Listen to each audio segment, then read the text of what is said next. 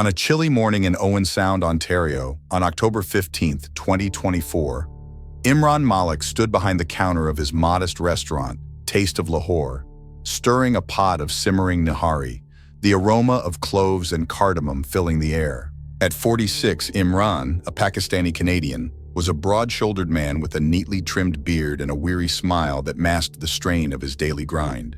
Owen Sound, a city of 21,000 nestled along Georgian Bay, was a picturesque blend of historic storefronts, quiet parks, and waterfront trails. Imran had moved here 7 years ago with his wife Saira, 43, a part-time tailor, and their 2 children, Aisha, 17, and Zain, 14, seeking a slower pace after Toronto's hustle. But the town's charm came with a shadow, one Imran felt as a brown-skinned Muslim in a mostly white community. Taste of Lahore, a cozy eatery on 2nd Avenue East, was Imran's pride, its menu of biryani, kebabs, and non-drawing locals and tourists alike. The restaurant, with its red curtains and framed photos of Lahore's Badshahi Mosque, was a family affair. Saira handled bookkeeping, Aisha waited tables after school, and Zain helped with prep. But prejudice lingered like a stain on the tablecloths. Customers like Ron Whitaker, a white electrician, often commented, "This curry's too much for Owen Sound," his tone sharp. Suppliers like Tom Bradley at Northern Foods hiked prices, citing delivery costs that didn't hit other businesses. Last month, a patron, a white man in his 60s, had refused to pay full price, muttering, "You people always overcharge." Imran absorbed it, needing the revenue, but each slight was a weight piling up. Today, as Imran served a plate of chicken tikka, Ron walked in, his work boots thudding. "Imran, this rice was off last time," he said, tossing a takeout container on the counter. "You checking your kitchen?" Imran's jaw tightened. He'd overseen every batch that morning. "It's fresh, Ron. I'll replace it. No charge." Ron's smirk said he doubted it. "Better be. I don't trust funny stuff." The word funny was a jab, a code Imran knew, Pakistani Muslim, not one of us. He swapped the order, but Ron paid exact change, muttering, "Hope it's clean this time." At lunch, Imran ate paratha Saira had packed alone. In the back kitchen, his friend Malik, a black Canadian mechanic nearby, texted, "Ron giving you grief again?" Imran replied, "Same old. You?" Malik's response was grim. "Customer called me shady yesterday," smiled it off. Imran sighed, their shared burden heavy. Saira faced it too, clients at her tailoring shop questioning her foreign stitches, some switching to white seamstresses. Aisha at school had mentioned a classmate, Ethan, whispering Paki in the cafeteria. Imran taught her to stay proud, but the weights were spreading. That afternoon, Imran found a note slipped under the restaurant's back door. "Go back to Pakistan." The words scrawled in black ink hit like a stone. He hid it in his pocket before Aisha arrived to bus tables, his hands trembling. Saira, dropping off Zain, saw his face. "Imran, what's wrong?" she asked, her voice low. He showed her the note, his voice tight. "It's not the first. Last week, the restaurant's sign had been scratched with muzzy, the word faint but cruel. He'd reported it to the Owen Sound police, but Constable Derek Walsh called it vandalism and offered no follow-up." Saira's eyes welled. "We can't keep ignoring this, Imran." He nodded, his chest heavy. "We won't. But quiet, no police yet." At home, a rented house on 3rd Avenue West, Imran grilled kebabs while Aisha studied. Saira, sewing a hem, spoke softly. "We need cameras, Imran, like Malik's shop." Imran agreed, but dread crept in. Cameras cost money, and the restaurant's profits were thin, stretched by rent, Aisha's university fund, Zain's soccer fees. Their neighbor, Mrs. Linda Harper, a white widow, had already complained about their spicy cooking, suggesting they blend in with the street. Imran brushed it off, but Linda's chats with Ron, seen at the grocery store, raised his guard. On October 16th, the harassment deepened. Imran arrived at the restaurant to find a delivery crate smashed, onions and tomatoes ruined, ragheads scratched into the wood. He photographed it, his heart racing, but didn't call Walsh. Trust in the police was gone. Aisha, helping after school, saw the damage and gasped, "Dad, who did this?" Imran's voice was calm for her. "Troublemakers, Aisha. We'll manage." But his hands shook as he salvaged what he could, costing $250. At school, Aisha admitted Ethan had shoved her bag, muttering, "Curry eater." Saira, home late, found a new note under their doormat. "You don't belong." "Imran, this is a pattern," she said, her voice breaking. "Ron, Linda, Ethan's dad, they're connected." That night, Imran and Saira sat in their kitchen, the notes and photos on the table. "It's not random." Imran said, his voice low. Ron's pushing, Linda's watching, Ethan's dad's in it. Sarah's eyes hardened. We get cameras tomorrow. We catch them. We act quietly. Imran nodded, his resolve firm but fear lingering. They were Pakistani Canadians, their restaurant a beacon. But Owen Sound's shadows were deep, and their fight was just beginning. On October 17, 2024, Imran Malik stood in the cramped kitchen of Taste of Lahore, his restaurant in Owen Sound, Ontario, watching his wife Saira install a small security camera above the back entrance. The device, a $350 hit to their dwindling savings, blinked its red light, a silent guardian against the racism gnawing at their lives. At 46, Imran, a Pakistani Canadian, felt the weight of the past week. A note demanding, "Go back to Pakistan." A smashed delivery crate with rag head scratched into it, and the restaurant's sign defaced with muzzy. Owen Sound's frosty air carried a venom that threatened his business, his family, and their place in this city of 21,000. Sarah, 43, checked the camera's feed on her phone, the grainy image showing the alley behind the restaurant. "It's recording," she said, her tailor's hand steady despite the strain in her eyes. "One at the front, one at home." "We'll catch them, Imran." He nodded, his throat tight. Them meant Ron Whitaker, the white electrician whose funny stuff jabs cut deep, Tom Bradley, the supplier choking their stock, or their neighbor Linda Harper, whose blend-in complaints masked colder prejudice. The notes, the crate, Aisha's school taunts, they weren't random, Imran knew, but proving it risked Taste of Lahore, their lifeline for Saira, their daughter Aisha, 17, and son Zain, 14. The restaurant was quieter now, the vandalism's echo lingering. Regulars came, but some, like Mrs. Carter, hadn't returned, her local preference a veiled slight. At noon, Aisha arrived from school wiping tables. "Dad, Mr. Thompson canceled his catering," she said, her voice low. "He said he's going traditional." Imran's stomach sank. Thompson was a steady client, his traditional a jab at their Pakistani roots. "We'll get through, Aisha," Imran said, his voice firm, but his hands shook as he chopped onions. Aisha's eyes flashed. "It's Ethan's dad, isn't it? He's with Ron." Imran nodded, the pattern clear. Ron, Tom, Linda, Ethan at Aisha's school, a net to strangle their lives. That afternoon, Tom called, his tone smug. "Deliveries delayed, Imran. Payment issue, $600. Imran's grip on the phone tightened. He'd paid $500 yesterday. "Tom, I settled," he said, his voice even. Tom chuckled. "Glitch, buddy. Pay or no stock." It was a shakedown, and Imran paid, their savings near empty, his anger a low hum. Aisha, serving naan, whispered, "He's working with Ron, Dad." Imran's silence was a shield, but Aisha's defiance mirrored his own. At home, Saira shared her own fight. "A client dropped my tailoring," she said, her voice low. "Said my foreign style doesn't suit her." Imran's chest ached. The pattern was stark. Ron, Tom, Linda, Ethan's taunts at Aisha's school, a web to push them out. Zain admitted Ethan had tripped him at soccer. His pocky slur hissed low. "Coach didn't see," Zain said, his eyes down. Imran hugged him, his voice fierce. "You're our pride, Zain, always." But the weights were piling. Sarah's clients, Aisha and Zain's school, the restaurant, all battlegrounds. On October 18th, the camera caught a clue. Imran, checking the feed during a break, saw footage from 2 a.m. A figure, Ron, his electrician's build distinct, spray-painting terrorist on the restaurant's back wall, glancing at Linda's house, her porch light on. Imran's pulse raced. He sent the clip to Saira, texting, "It's Ron, Linda's in it." Saira replied, "Don't confront yet, we need more." But Imran's patience was fraying. He pictured Ron's dodgy jabs, Linda's blend in, Tom's delays. They were a noose, tightening around Taste of Lahore. At the restaurant, a customer, Miss Patel, an Indian-Canadian nurse, lingered after buying chai. "Imran, I saw the sign," she said, her voice low.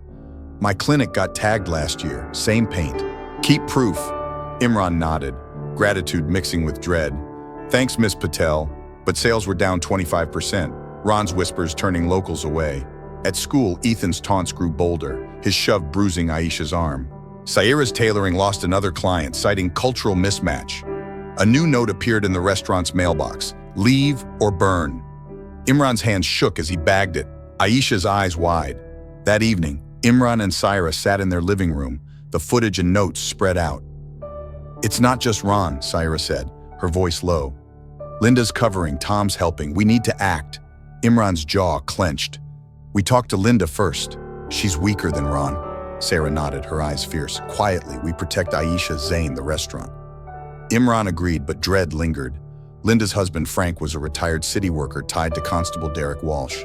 They were Pakistani Canadians, their roots deep, but Owen Sound's thorns were sharp, and their fight was only heating up.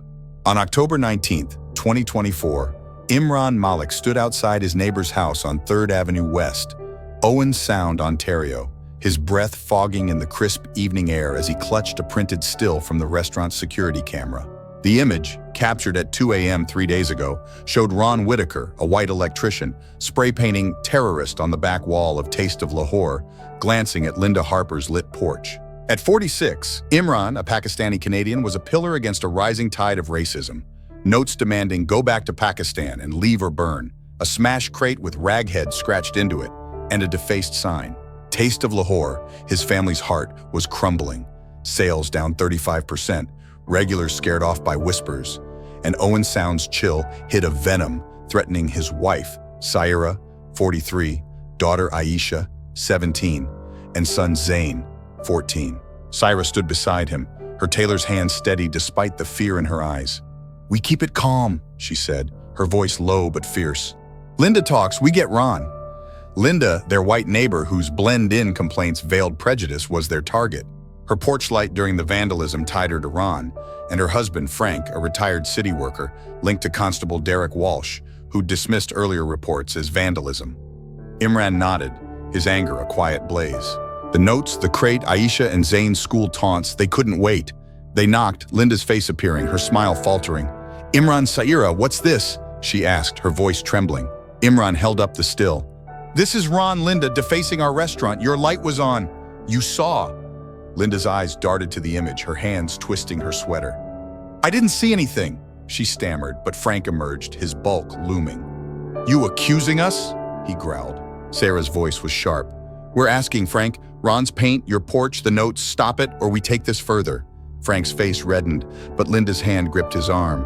"We don't want trouble," she whispered, her voice cracking. Imran's gaze was steel. "Tell Ron to back off. You know why." They left, Frank's glare a threat, but no note came that night. A brittle pause. At Taste of Lahore, the atmosphere was heavy. On October 20th, Imran served a dwindling crowd, the vandalism's shadow lingering. Aisha, clearing plates, whispered, "Dad, Mrs. Evans canceled her order. Said she's going local." Imran's gut twisted. Evans was a loyal patron, her local a coded rejection. "We'll push through, Aisha," he said, his voice steady, but his hands shook as he kneaded dough. Aisha's eyes burned. "It's Ethan's dad, isn't it? He's with Ron." Imran nodded, the web clear. Ron's electrician clout, Tom Bradley's supply delays, Linda's silence, Ethan at Aisha's school, a noose tightening around their lives. That afternoon, Tom called, his tone smug. "Shipments delayed again, Imran. Cash issue, $800. Imran's grip tightened. He'd paid $600 yesterday. "Tom, I settled," he said, his voice firm. Tom laughed. "Another mix-up. Pay or no stock." It was sabotage, and Imran paid, their savings nearly gone, his anger a low roar. At school, Aisha's locker was defaced, Paki scum and marker. Zain faced Ethan's shove at soccer, his curry slur bolder. Saira's tailoring lost another client, citing style issues. A new note appeared under the restaurant's shutter. "You're finished." Imran's hands shook as he bagged it, Aisha's eyes wide. On October 21st, the home camera caught a blow. At 3 a.m., two figures, Ron and Frank, Linda's husband, spray-painted "leave" on their garage, a note left, "burn." Imran's heart raced as he showed Saira, Aisha, and Zain asleep. "It's them," he whispered, his voice trembling. Saira's eyes blazed. "We hit Ron next, then Tom. No police. They'll bury it." Imran hesitated, fear surging. Ron's ties to Walsh could kill the restaurant, but Saira's grip was fierce. "We're not running. For Aisha, Zain." Imran nodded, his resolve hardening. "Tomorrow, we end it." That day, Imran arrived at the restaurant to find the front window cracked, filth scrawled in paint, costing $1,000 to fix. Aisha, helping, cried, "Dad, we're losing everything." Imran's heart broke, but he checked the camera.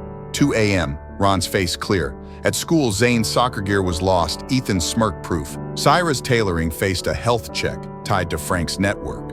Miss Patel, the Indian-Canadian nurse, texted, "They hit my clinic too, Imran." Proof's your power. Imran's folder, notes, footage, photos grew, but using it meant risking everything. That evening, Imran and Saira marched to Ron's house, a brick bungalow on First Avenue. Ron answered, his electrician's frame filling the doorway, his smirk fading at the garage footage. "What's this?" he growled. Imran's voice was lethal. "You, Ron, painting our house. Frank, too, trashing our restaurant. We have notes, footage, everything. Stop, or we take it further." Sarah's phone showed the clip, Ron's face frozen. "We know about Tom, Linda, the taunts. It ends now." Ron's eyes flared, but his voice was low. "You're dead, Malik." Imran stood tall. "We're Canadians. This is our home. Try us." They left, Ron's silence a crack, but Imran's hands shook. The cost was crushing. On October 22nd, the restaurant stood untouched. No notes, a fleeting calm.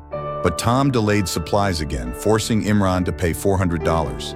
At school, Ethan's taunts quieted, his dad absent. Aisha's teacher returned her homework unmarked, a small shift. Saira's tailoring gained a client, Miss Patel's words spreading. Imran's heart lifted, but the restaurant's till was low, their savings gone. He and Saira sat late, the footage and notes between them. "We have enough," Imran said, his voice steady. "If they push, we go to the police." Saira took his hand, her eyes fierce. "We're Malik's, they don't win." Imran's fear lingered, but his strength burned brighter. Taste of Lahore was theirs, and Owen Sound would learn it, one quiet stand at a time. On October 23, 2024, Imran Malik stood behind the counter of Taste of Lahore, his restaurant in Owen Sound, Ontario, his hands steady as he plated a serving of biryani, his eyes flicking to the security camera's blinking light.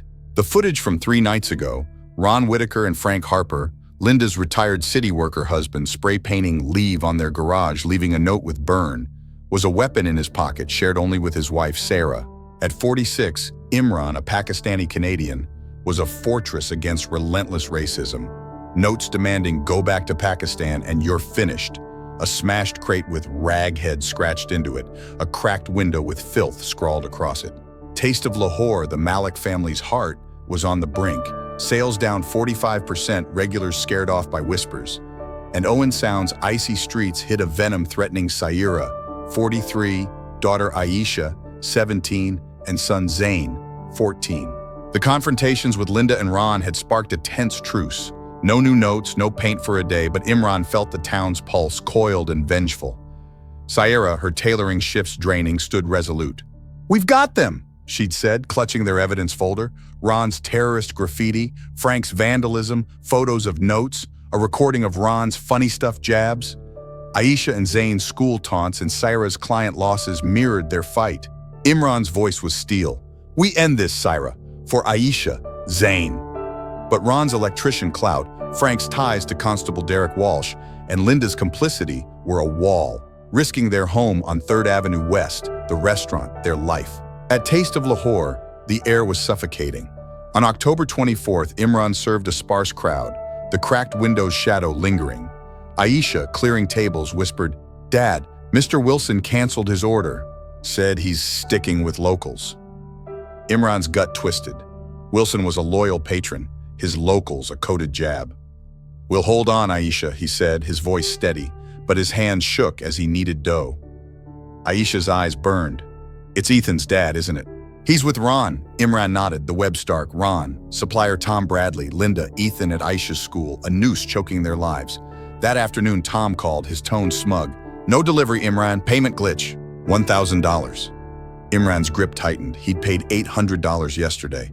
"Tom, I settled," he said, his voice firm. Tom laughed. "Another mix-up, pay or starve."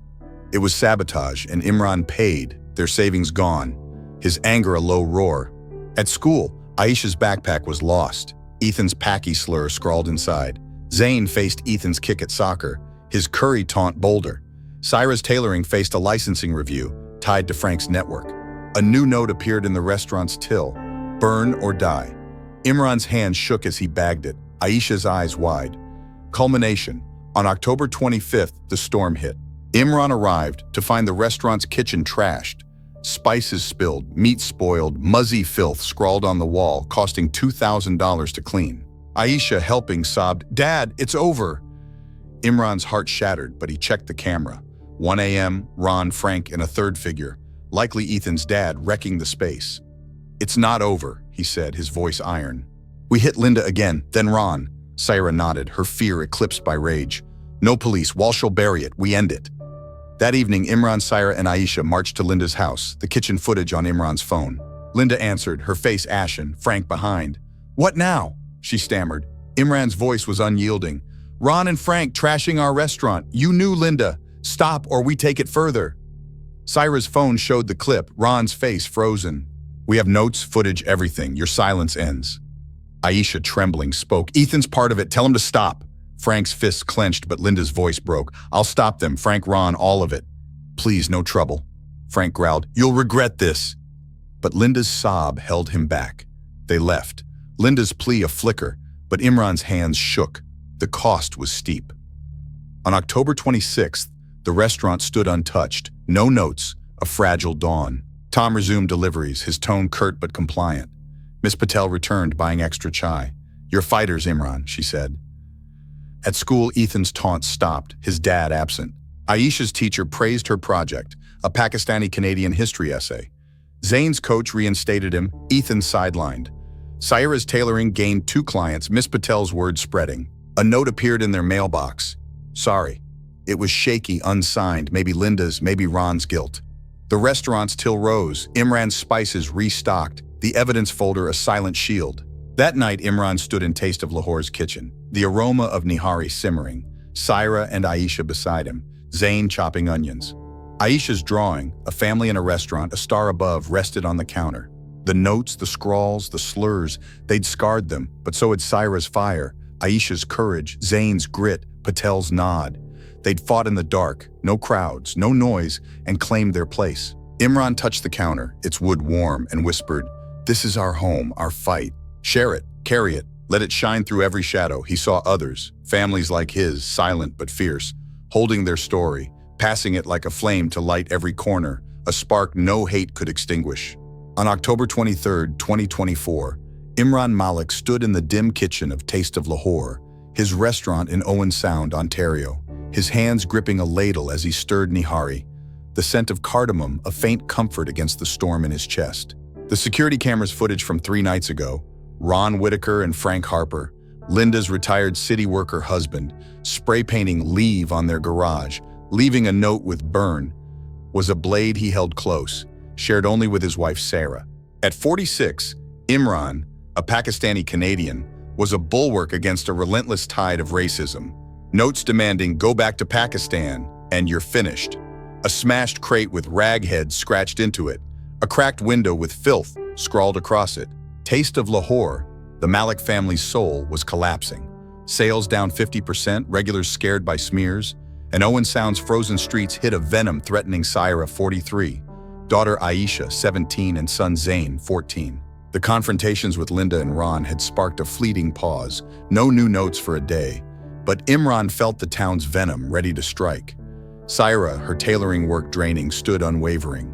"We've got them," she'd said, clutching their evidence folder. Ron's terrorist graffiti, Frank's vandalism, photos of notes, audio of Ron's dodgy slurs. Aisha and Zane's school taunts and Syra's client losses mirrored their battle. Imran's voice was iron. "We end this, Syra, for our kids." But Ron's electrician clout, Frank's ties to Constable Derek Walsh, and Linda's complicity were a fortress, risking their home on 3rd Avenue West, their restaurant, their lives. At Taste of Lahore, the silence was deafening. On October 24th, Imran served a handful of customers, the cracked window's shadow a constant weight. Aisha, wiping tables, whispered, "Dad, Mrs. Lawson's gone. Said she's buying Canadian." Imran's heart sank. Lawson was a loyal patron, her Canadian a knife. "We'll fight on, Aisha," he said, his voice steady, but his hands shook as he sliced onions. Aisha's eyes blazed. "Ethan's dad's behind it, with Ron." Imran nodded, the web stark. Ron, supplier Tom Bradley, Linda, Ethan at Aisha's school, a noose strangling their existence. That afternoon, Tom called, his voice dripping with scorn. "No stock, Imran. Payment glitch, $1,200. Imran's grip tightened. He'd paid $1,000 yesterday. "Tom, I settled," he said, his voice firm. Tom laughed. "Mix-up, pay or close."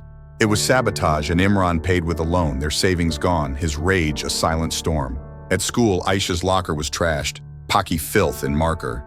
Zayn faced Ethan's punch at soccer, his curry slur vicious.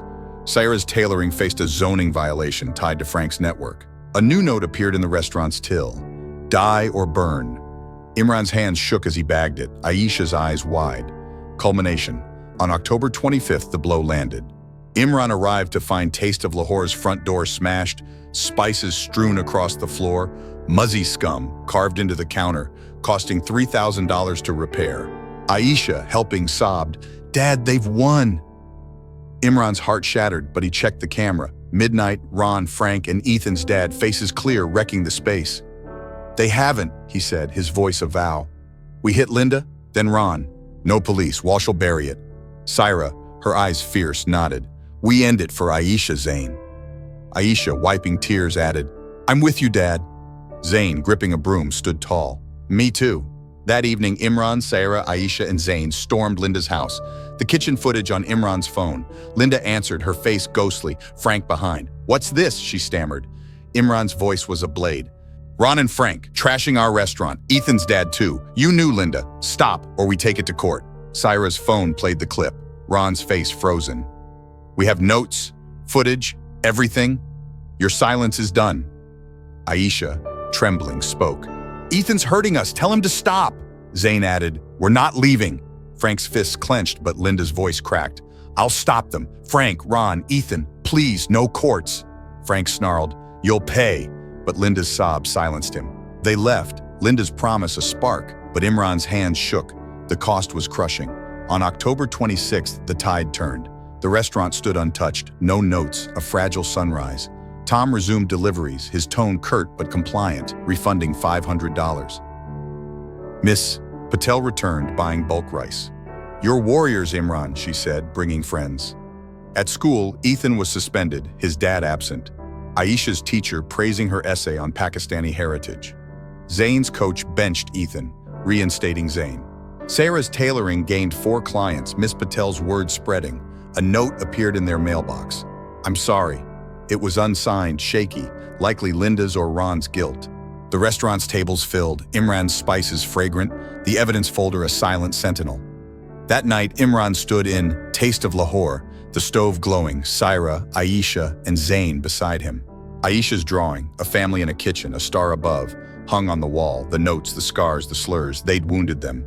But so had Saira's steel, Aisha's fire, Zayn's resolve, Patel's warmth. They'd fought in silence, no crowds, no noise, and won their place.